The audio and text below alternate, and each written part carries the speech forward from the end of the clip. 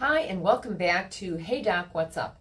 Today we're going to talk about the role of your pancreas and what is the role of insulin. Again, one of those major four legs of your chair, with your vitamin D being your fifth stabilizing leg.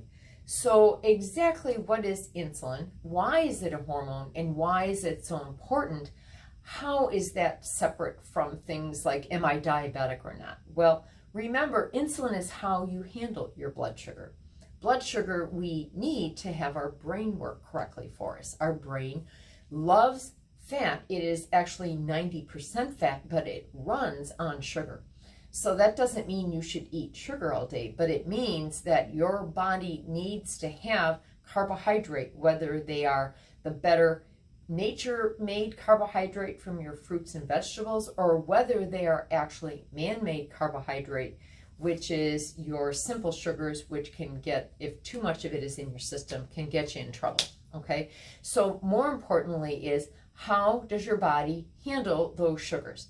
Well, you'll hear about short chain, long chain, medium chain sugars, but most importantly, it's about whether they're natural sugars or whether they're man-made sugars.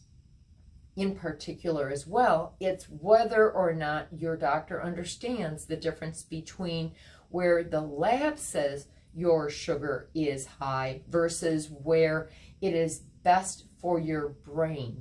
Too much sugar can actually cause your brain to malfunction. It can actually cause Alzheimer's. Balancing of sugar and keeping an adequate or appropriate amount of sugar is therefore going to call upon your pancreas to release insulin, which is how you handle your blood sugar. So when you eat a meal, your pancreas is going to assess what your blood sugar levels are and put out an appropriate amount of insulin to manage it.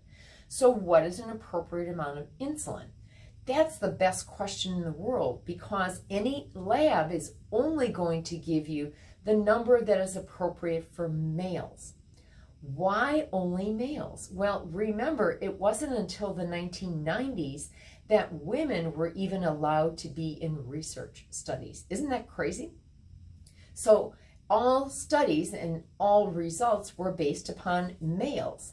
So knowing that there is a difference how men versus women handle sugar, how men versus women develop diabetes, is an important concept to understand.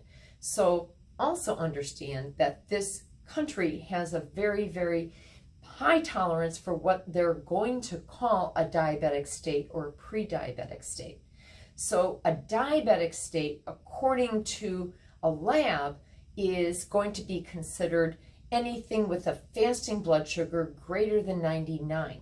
So ideal is less than 99. But for prevention of Alzheimer's, optimal is actually a blood sugar less than 90. If we're going to talk about how your body responds to that blood sugar, then that blood sugar is going to be prompted by and secrete insulin.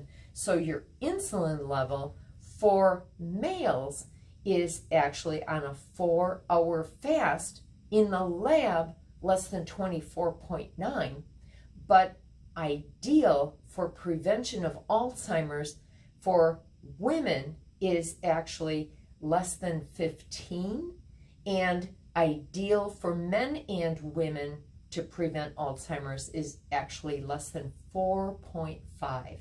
So you can see the numbers are wildly different, whether or not you're going to believe the lab values for what they consider ideal or what we really want as the patient, which is preventing Alzheimer's. It's not just about preventing diabetes or insulin resistance. So next time we'll delve into a little bit more about what are abnormal sugars, what are abnormal insulins, and what do they really mean on Hey Doc, What's Up?